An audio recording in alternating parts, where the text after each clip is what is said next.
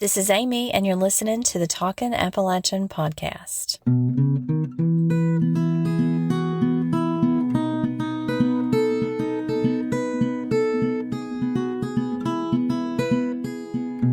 Hello, everybody, and welcome to the Talkin' Appalachian podcast. I'm excited about today's episode because I'm talking with Dr. Jennifer Cramer, who is also a researcher in Appalachian Englishes, and she's at the University of Kentucky. She is also involved in the Linguistic Atlas Project, which is housed at the University of Kentucky, and it is a database that includes survey research projects of words and pronunciations of everyday American English. And the interviews that include the data go all the way back to 1929 on subjects like family and weather and household articles and agriculture. She's published extensively in the field of Appalachian Englishes, including the following titles: The Social Life of Appalachian Englishes, which she published with Allison Burkette; English with an Accent, Language, Ideology, and Discrimination in the United States; Linguistic Planets of Belief, Mapping Language Attitudes in the American South. And there are several more books and articles, long list. She is director of the Appalachian Studies Program and a professor in the Department of Linguistics. And her research interests include sociolinguistics and discourse analysis, phonetics, dialectology. She's been named co-editor of American Speech with Derek Dennis, and she serves as chair of the board of directors for the Kentucky Humanities Council. Really excited to welcome Jennifer Cramer to the podcast. Thank you. I appreciate you having me. I appreciate the Talkin' Appalachian book. I use it all the time in class, and now I'm using the podcast too. So I'm excited to be here. I'm just going to start by asking, what made you curious about the way people speak, and how did you get into this field? This is always a good question because in my experience, all linguists have a finding linguistics moment. And so I always tell people, I started out my undergraduate degree. I have a degree in French and a degree in linguistics. But I started out as a math major, and, my roommate at the time said, "Oh, you come home grumbling about calculus all the time, but, you seem excited about your French class." Well, okay. So I switched my major from math to French, and we were required to take something they called an area of concentration. I thought that meant it had to be related, and I found this thing called linguistics. I remember asking a literature professor, like, what's linguistics? And he was kind of like, it's just study a language, like kind of dismissive even. And I took this class, and it was like my math brain plus my French brain. So that was my like finding linguistics moment. And, I finished undergrad. I went to graduate school. I have a master's degree from Purdue University, and my PhD is from the University of Illinois at Urbana-Champaign. So I left for graduate school. I was working primarily on questions related to world Englishes at the time. So sort of the idea that people are picking up English as an additional language in different ways around the world. And so that was my focus of my master's project. And then when I got to my PhD program, I had a wonderful advisor who said, you have to do something you love. And I've always loved being a Kentuckian. I have always loved how people talk. And I've had many experiences myself of people trying to place me. Do I count as Southern or not? And so, if you talk to somebody from the North, they say definitely she's Southern. But if you talk to somebody from, say, Alabama or Tennessee, they say, no, she's not. And that sort of in-betweenness in Kentucky is really what drove my initial work in this area, was to see, well, what are we? Are we Southern or are we not? First, I was going to say that French and math definitely sounds like a good basis for going into linguistics. It seems perfect. When I was in Los Angeles last week, I was at Trader Joe's, and I hadn't really interacted with that many people. I had been there maybe 3 days by the time this happened, but a woman asked me where a product was in Trader Joe's, and we don't have a Trader Joe's here where I live. So I was as lost as she was. And I told her that. I said, I'm not familiar with Trader Joe's, so I can't help you. And she said, "Are you from the South?" It's just, and that's such a complicated question that I just said, yeah. And I just left it at that. But then she wanted to know what state I was from. And that's another complicated question, because when you're talking about Virginia, you might as well be talking about 3 different states. Exactly. When it comes to speech regions. But I can relate. How do you what do you do with that question? Do you differentiate between Southern and Appalachian? What do you do with that question? Because that's a common thing I get is the whole Southern thing. And then you Sure. feel like you have to explain that it's not, but that's going to lead us probably into what you're going to talk about later. I actually don't have the same problem you do because while I'm from Kentucky, I'm not from Appalachian Kentucky. I'm from the big city. I'm originally from Louisville, Kentucky, which is markedly different than the rest of the state. And they like to tell you that too. So I usually only get to claim Southern or not. The question about Appalachia is a really fascinating one, though, because as you said, I'll talk more about this later, but there's definitely an idea that Appalachia exists as this separate entity. And the ways in which that is and isn't true is really pretty fascinating. So when someone says they're from Kentucky, even being from not Appalachian Kentucky, the ideas that everyday folks have out there about Kentucky equate it with Appalachia. So whether I want to claim an Appalachian identity or not, many people are attributing it to me. Yeah, I get that. And I have the opposite thing with Virginia. When you say Virginia, people think Roanoke and East. They completely forget about the southwest part of Virginia. Mm-hmm. And I wonder if other states have that same, probably not Tennessee because Dolly has made Tennessee, Dolly has put East Tennessee on the map. But yeah, it's an interesting, it's a complex thing that you encounter quite a bit.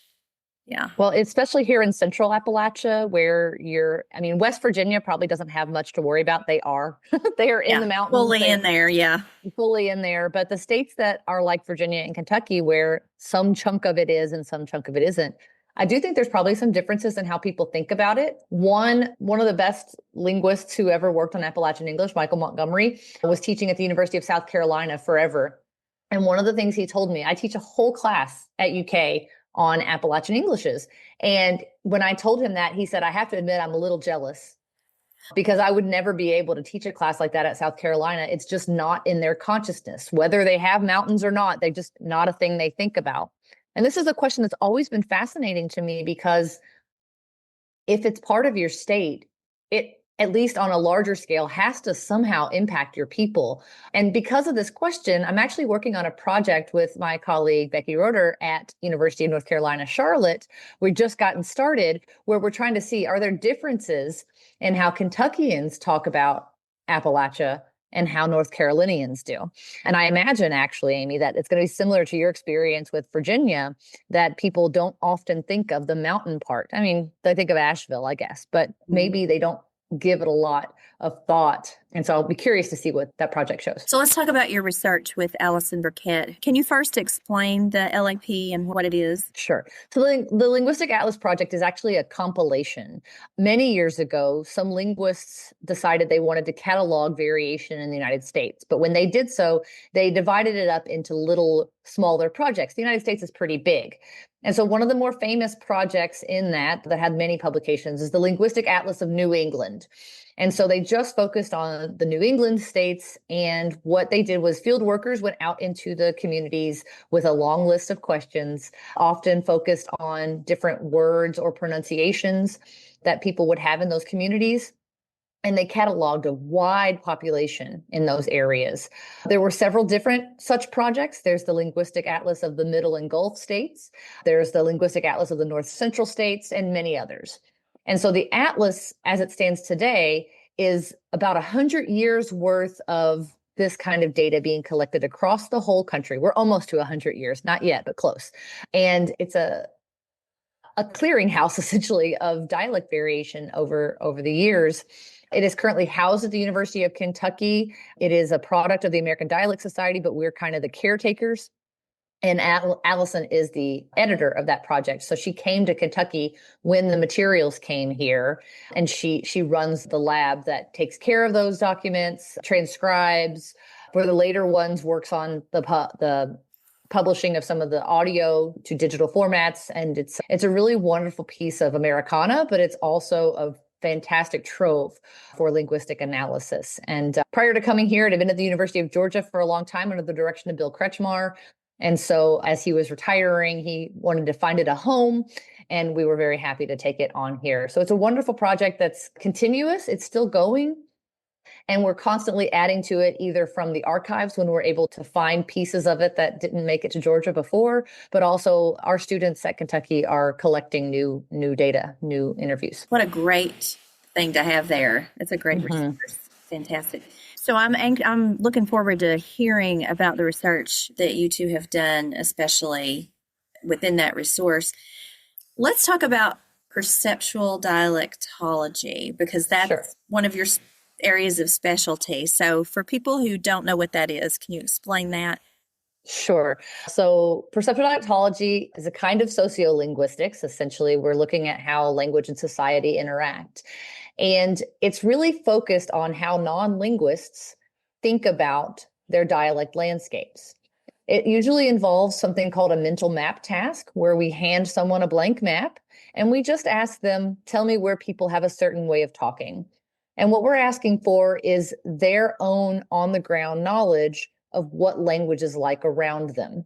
The size of the map varies widely. Sometimes we give them whole countries, sometimes we give them regions, sometimes we give them individual states. But essentially, the question is still the same. What kinds of language do you hear in this physical space? We usually also ask them to label those varieties, to give them a name. And then often they're asked to rate them. So how pleasant is this way of talking? How correct is this way of talking? And so on. What does that tell you? What have you learned? So perceptual dialectology is a wonderful way to get the on-the-ground understanding of language. This is something that many linguists kind of pass over. We can't be everywhere and understand everything that's happening, but regular everyday folks are living in that language. And they have the ability to tell us when something new is happening. And this will happen on the maps even. If I hand someone a map, it's like, oh, they do this weird thing there. And they tell you something, and it's not something that's in the linguistics literature. And now we have a point where we can go and start looking for that too, because real people have really heard it in their communities. The other thing it allows us to do is get a sense of their language attitudes. That is, how do they feel about those ways of talking? Because if we're honest, every time we interact with someone, we get an idea of who we think they are when they open their mouths. And in the American context, a lot of that is focused on where are they from. So we listen, we think we've placed them. And then unfortunately for many, that means we jump straight to the kinds of stereotypes we might hold about them. They hear the voice and they immediately think, oh, you don't wear shoes, or whatever other negative things they might think. And we can get a sense of what those are. And those matter because it will impact how people interact in their communities. They won't want to spend time with people that they don't like. It could end up leading to levels of discrimination. They don't just want to not spend time with them, but they want to not give them a job or not rent them an apartment. So I think that perceptual dialectology opens the door for us to understand more of those everyday people and how they think about how language works. And this is so important too, because this is, especially on social media, there's no shortage of people who are creating content about Appalachian Englishes or what they think Appalachian Englishes are or where it exists. I mean, that's something that I guess the algorithm is feeding me that all the time. I don't know if that happens to you or not. I'm sure it does. Yes. But there's no shortage of that. And so that's a really fascinating area of study, I think. Now, you talk about Appalachia as a geographic region that we can see on a map. You know, there's a federal map, and we know that the mountain range extends from here to here. But then you talk about what these studies tell you about the Appalachia that people perceive. And so you're talking about the intersection here between place and identity. One of the reasons why my dialects class was talking about the Appalachia debate, and that feeds right into that, you know, why people feel so connected to a vowel to the point that they'll fight about it. So am I right in understanding that if we collectively believe in a certain Appalachia that we all identify with as a region, with dialects separate from other dialect regions, that's grounded in perception, that's grounded in belief, not fact? So a lot of that book, the focus is on the Appalachia in your mind. So if you look at standard production dialect maps, ones that try to categorize the United States into various regions, and there are many of these over our history, they never actually separate, hardly ever. I say never, but I've only ever seen more cultural maps, not linguistic ones, that separate Appalachia out. And there's a reason. And the reason is that the parts of Appalachia that are more clearly in the South tend to sound more like Southerners. And the ones that are clearly more physically located in the North sound more like Northerners.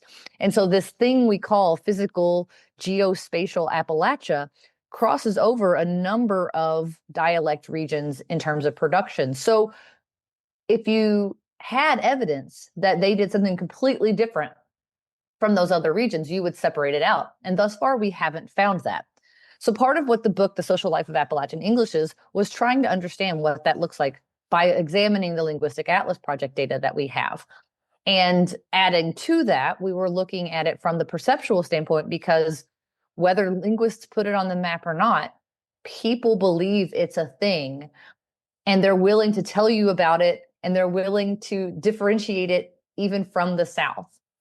If I can, I'll show you a map real quick. I mentioned in perceptual dialectology, we regularly collect these things called mental maps. And this is a map that I collected very long ago in part of my dissertation work. And it's probably the reason I do Appalachian stuff now.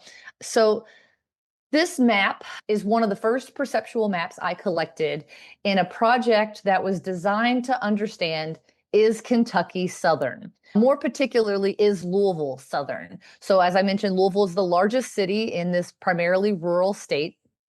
And I wanted to know where Louisvillians would place themselves. The short and long of it is sometimes they're Southern and sometimes they're not. And that's both in terms of perception and production. But what I get in a map like this is this region called Coal Eastern Kentucky Accent Mountain Folk. And this kind of map, this kind of region showed up over and over again on my maps. And it made me think, I at the time when I was studying in my PhD program, I had not encountered much about Appalachian English at the time.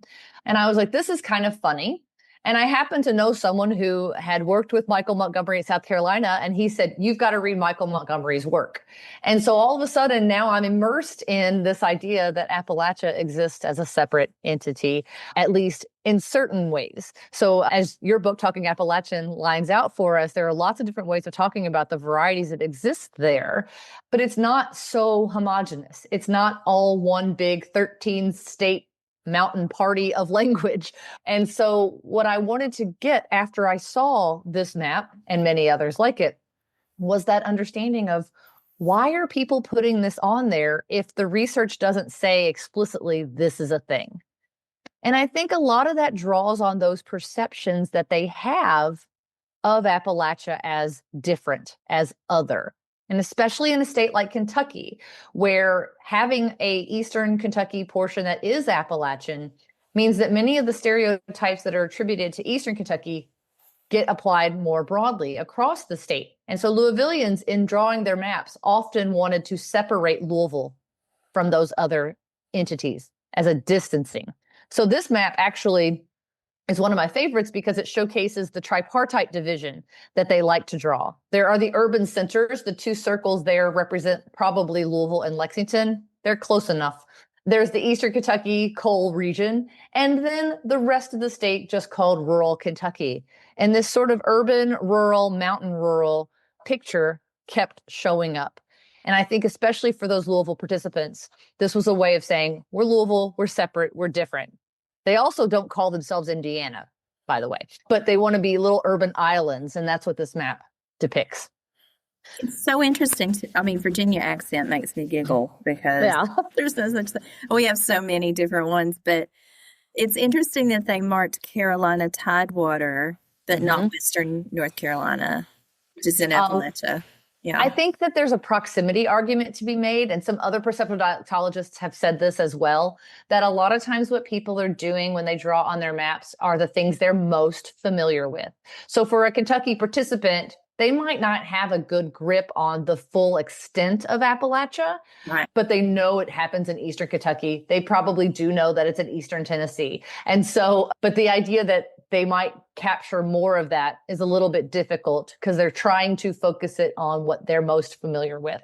When they draw these regions, they're told to draw whatever they want to. So this person drew quite a lot. but sometimes they'll just draw one. Right. I've had maps where the person just drew a giant south. And so they're telling you what they perceive, but they're also being impacted by, I think, both proximity as well as, I don't know how to say this, something like being known in popular culture. Yeah. So they don't just experience Appalachia. It's also the butt of the joke in a lot of television and other media, for example. So for my participants in this project, they would also, even though Louisiana is not on here, they would circle the bottom parts of Mississippi and Alabama and just write Cajun. And you know what they were going for is they know there's something special happening in Louisiana, but I didn't give them that state. So they wanted to tell me about it, even though the state wasn't there. And it's true. There's probably some bleed over of whatever we call Cajun or Creole or whatever you want to call it into that area. But I think more likely than not, they just desperately wanted me to know that something special is happening down there. Yeah. So have you done this with have you asked people to, I guess this would be what you would be asking. I'm just curious what Virginians would say about their dialect regions. I don't think that we've had anybody do perceptual dialectology in Virginia. That would be really great. Yeah. I can help you set up a project. I would love to do that. I'm pretty sure people would recognize the Tangier Island. Sure. It's so different. I'm sure people would recognize that. You'd get a DC thing probably. Yeah. And then you'd get this sort of, whatever this Virginia accent was they were commenting on. My understanding of what many people think of is they think of this sort of aristocratic, old money kind of voice. Probably around Richmond. Probably. So there are so many different dialects in Virginia. So I'm thinking about Michael Montgomery's Dictionary of Southern Appalachian Englishes. Why is it okay for them to call that a dictionary of Southern? If this is true, if it's a perception, why can he call it that? I mean, I think that a lot of us are working. I mean, the book is called The Social Life of Appalachian Englishes. I think that belief in it's enough. And there's certainly going to be overlap. At the University of Kentucky, we have this wonderful special collections library that houses everything that's ever been written about Appalachia, to my knowledge. I mean, it's a lot. And I regularly take students there and we view a few things like that dictionary, but also several other pieces, popular things written by regular folks and politicians. Politicians like to do this too. Zell Miller from Georgia wrote about his speech, and a lot of times it's focused on this notion of archaisms and the dying and death of these. They're not dying, they're not going anywhere, but that's what people think. And when I have people look at these words, a lot of times they're not from Appalachia, but they go, oh, my mama used to say that. And I'm like, okay, so you're from the South and that's why you know that word, even if you're not from Appalachia. So it's creative license, let's say, in a way, because we know this is something people want to talk about. Some of the best work that's showcased that it's not just one thing. Some of that was Kirk Hazen's work in West Virginia, because as we said before, the whole state's in the region. I mean, they can't escape it. And what we know about the term Appalachia is that for a long time, it was very academic, that regular folks didn't use that term. They maybe do now, but for a long time, and they would always tell you, oh, we're not Appalachia. You got to go over there to find Appalachia. Well, I don't think West Virginians could ever get away from it. You are in the heart of the mountains. I don't know that you can get away. But what he found is that you almost find a north-south divide. I mean, he had examined a whole bunch of different counties in West Virginia and showed that the ones that are up closer to Pittsburgh, which is still technically in Appalachia, have a lot more in common with our Midland and North speakers. And the southern part of West Virginia sounds an awful lot like the southern United States. And so West Virginia is all Appalachia, and it's a wide array of production facts there. So I think that's, I think that we can get away with talking about Appalachian Englishes because people want to know about it. But then if the moral of the story is they're not exactly real, it doesn't hurt anything for us to talk about them anyway. I believe they're real. I believe. Exactly. Going back to the dead and dying words, we were together in an Atlantic article that came out on January 6th about that very topic. So for my listeners, if you want to read that article, I've got it linked on the Talkin' Appalachian Facebook page, and I'll link it here in the show notes. But what's your answer? Because that's the question I always get asked. And that's what I keep seeing in headlines. It's dying. It's going to be gone. We've got the TikTok generation now, and it's going to be erased. And what's your response to that as a linguist? Well, I have a few things. And I know it's complicated. So it's complicated, absolutely. But for the longest time, what I'd always tell people is, because the comments are often couched in, well, the media, everybody in the media sounds the same, and we're on media more often now. Our local communities are less important on our varieties. The media is making us all sound the same. That's often what they say. And I tell people that's a myth, because even though we are more interconnected now than we've ever been, what the production data is showing us across the United States is that people are becoming, in a lot of ways, more different, or at least for some time they were, in terms of things like their vowels. How do they pronounce their vowels? Bill Above, a major sociolinguist, talked about the Southern vowel shift and the Northern cities shift. And those two shifts were happening in this same era of big media. And really, Northerners who have the Northern cities shift and Southerners who have the Southern vowel shift sound radically different.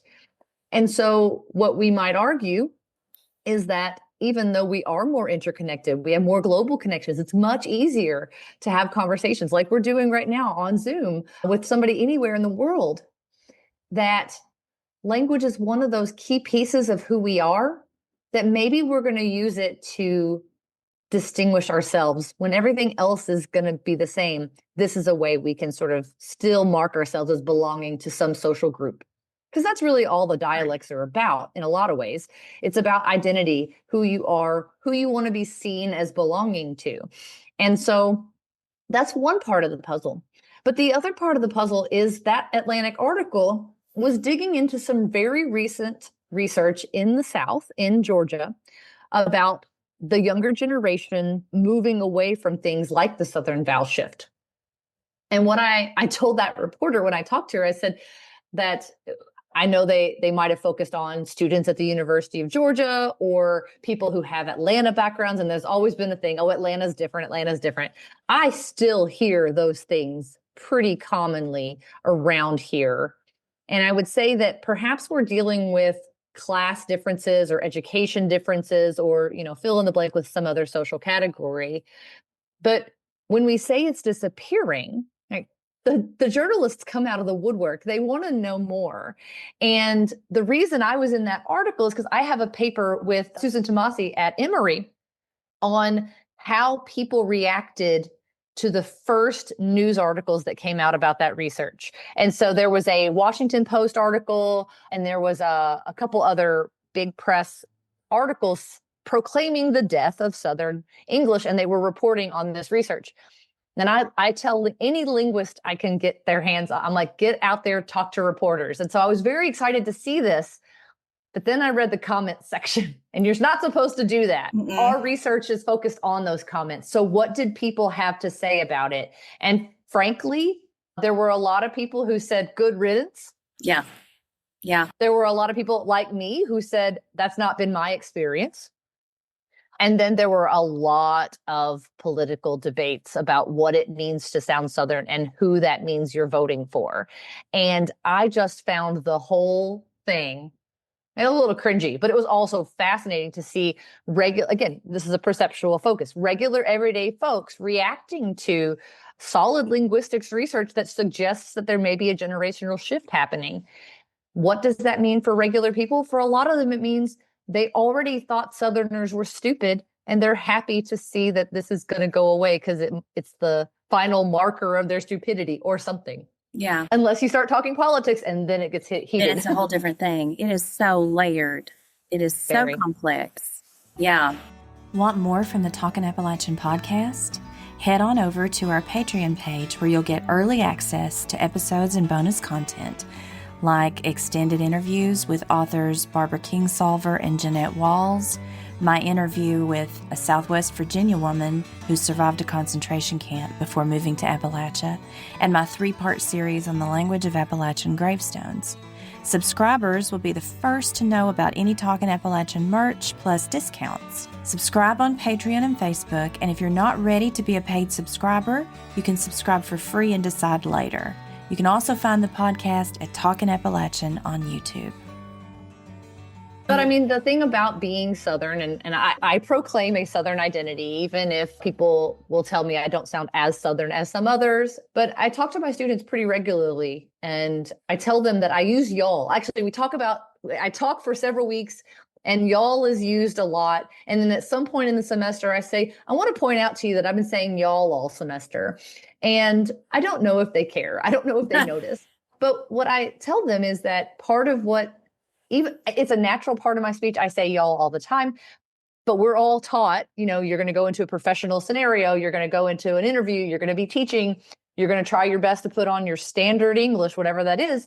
So I'm being pretty purposeful in doing so, because a lot of people hear y'all and they jump to, well, she's stupid. That's a really common really common stereotypes. And I said, I don't imagine there are many people who could argue that someone who has a PhD is uneducated. And so now you've heard someone in a professional scenario using this word, and hopefully I'm changing your minds about what it means when you hear someone speak like a Southerner, because it doesn't have to mean that very trimmed down image of what a Southerner is. Yeah. It can be lots of different things. Going back to the dying dialect thing, it occurred to me too that they don't count people who may move away from it as you're trying to figure out who you are, like your teenage years or your 20s, and you start sounding like, somebody else. And then you come back to it, because that happens too. People decide they want to embrace it. And in fact, I think you were talking about social media earlier. I think there's been a bigger reclamation of a positive take on Appalachianness in the past 5 to 10 years. Definitely. So we have several examples of people who will write for newspapers or blogs or whatever, and they'll say, gosh, I wish I hadn't thrown away my accent. Right. And I just love seeing that. And you also see it in other ways, these sort of more Appalachian pride social media channels. I mean, everything is about being proud of it, including your language. And I just love seeing more and more of that. There's this wonderful YouTube channel, I think it's called Celebrating Appalachia. And it's this woman who she sounds beautiful and lovely. And she talks about lots of different Appalachian things. And she's clearly just very proud. Very popular. Yeah. And it's a very popular channel. Yeah. Yeah. Yeah. I love it when these people are doing this kind of work, this kind of content, and they have so many people following them, because that's educating more people. I'm just curious. This is a side note research question. I know you do the work with the maps.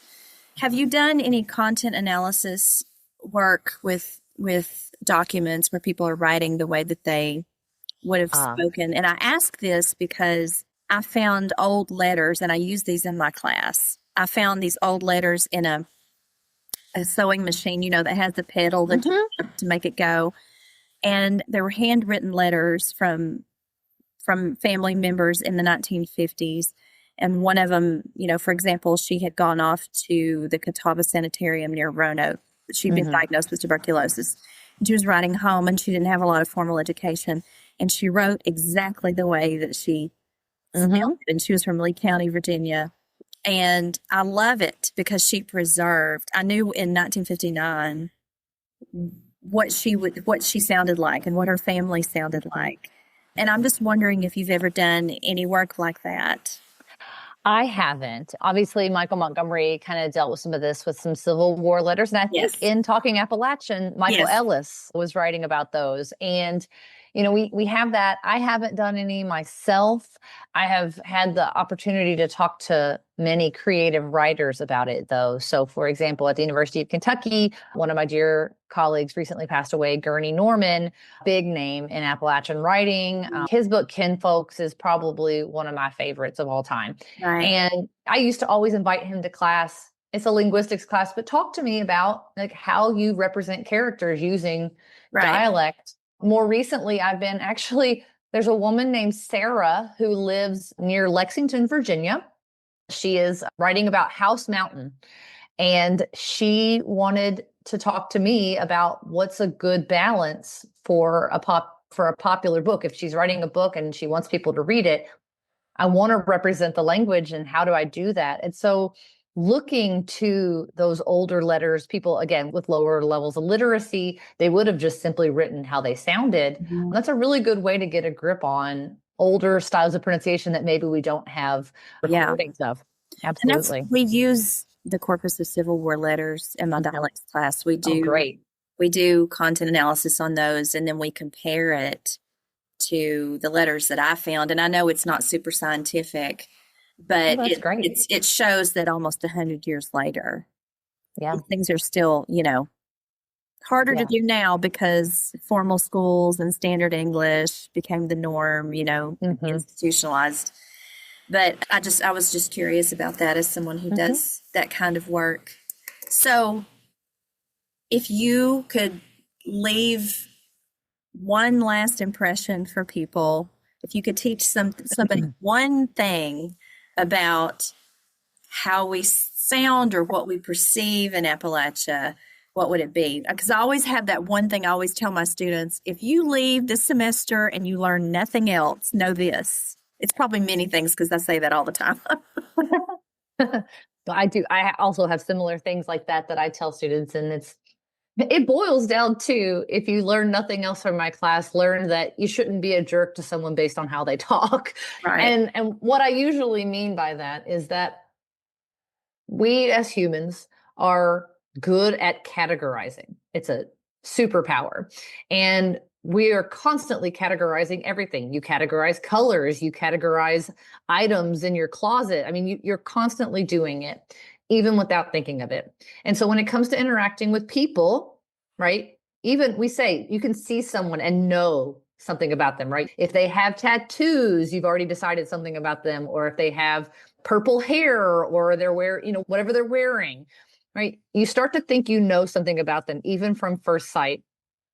And when they open their mouths, sometimes we think, I got it. I've pegged them. I know now. And so what I want students to know is that the things you think you know are not always true, and that you have to give someone time to get to know them before you can categorize them. And so as soon as you hear me say y'all, if you immediately dump me into the Southern bucket, and for you the Southern bucket is bad, then you won't get the chance to get to know me. And that's a detriment to you. You should want to get to know people. And so the sort of judging on how people sound, and linguists have done this for a very long time. We've got some really interesting research that shows humans are pretty good at making these categories based on very little linguistic information. The question is, what do you do with that information? And I just desperately want people to not hear someone from Appalachia and immediately jump to all the really negative media portrayals that exist out there. I want them to think more of our Celebrating Appalachia woman. I want them to think more about these young people who are out in the spaces and proclaiming pride in their local communities, and not to think about deliverance, for example. And to remind people from Appalachia not to do the same thing. It's true. It's really true. We kind of reverse discriminate based on accents that we associate with different areas, and and that that's based on the movies or the characters. You're probably familiar with the documentary American Tongues. Yes. Molly Ivins talks about that, about Absolutely. the Southerner versus the tough New Yorker. Yeah. And I think that for Appalachians, right, especially, it's not just linguistic discrimination that they're experiencing, right? There are negative ideas about what their educational system is like, and negative ideas about what their economic situation is like. And it's just sort of a constant barrage of badness out in the world. What we know from some linguistic research is that sometimes, if people have really taken on those stereotypes and accepted them, those are the most likely people to try to change how they talk. If they don't believe in their home, this is Paul Reed's work on rootedness. He'd be amazing to talk to on here, because he has dealt with a lot of people who, if they don't feel a strong connection to home, to Appalachia, they want to move away, they want to be global citizens, whatever it is. These are some of the more likely people to try to get rid of those little small cues that they might be from a certain place. And this idea of pride in place also centers on this idea that you care about the people, you care about the community, you care about the environment there, and you want to make it great. And that doesn't have to mean change the way you talk. Well said. That's why I always end my podcast with Keep Talking Appalachian. Yeah, keep talking Appalachian. It's fantastic. It's lovely. And in fact, I recently heard a man I was on a Zoom call for something, not university related, and he was from East Tennessee. And after the talk, I actually messaged him on LinkedIn and I said, I really loved your talk, but also I loved hearing you talk. It's a beautiful accent. I think it's lovely to hear, and it always makes me think of home. Okay, so before we close, tell me about the Appalachian Studies program at UK. Oh, that's fantastic. I'm glad you asked. So I happen to be director of the Appalachian Studies program here. We have an Appalachian Center also. These are two separate units, but they work together, both housed in the College of Arts and Sciences. And I like to say the Appalachian Studies programs are curricular arm, and the Appalachian Center is more of our outreach and research arm. And together with the director of the Appalachian Center, Catherine Inkle, we have a focus on all things Appalachian. And we have students and faculty from across the campus, from disciplines including those in arts and sciences like sociology and anthropology, but as well across the campus. So we have colleagues in the College of Medicine and Fine Arts and everything in between. And what we've been doing here for almost 50 years now, starting in 2027, we'll be celebrating our 50 years of Appalachian Studies at Kentucky. What we do here is really impactful for our students. We get a lot of first-generation college students from Appalachia who end up at the University of Kentucky, and many of them tell us that they haven't found their people. And Lexington, though not a huge city, is often very big compared to where they're from, and they feel isolated and alienated. Their colleagues, their fellow students tease them for how they talk. And what we offer is this kind of community here where they can talk their regular talk, and they can share recipes, and they can talk about which classes they're going to take next semester together in a warm, friendly environment. And I've been able to lead this program just since July, but I walk in the footsteps of giants because people like Anne Kingsolver and Dwight Billings and Ron Eller all came before me. These are big players in the Appalachian Studies field. And the University of Kentucky has always been a major player there. And I'm just happy to get to continue that legacy. Congratulations. That is wonderful. Thank to be you. in that position. So, yeah. Dr. Jennifer Kramer, thank you so much for your time today. You're a very busy woman, and I appreciate you fitting us into your schedule. Really happy to be here. Thank you.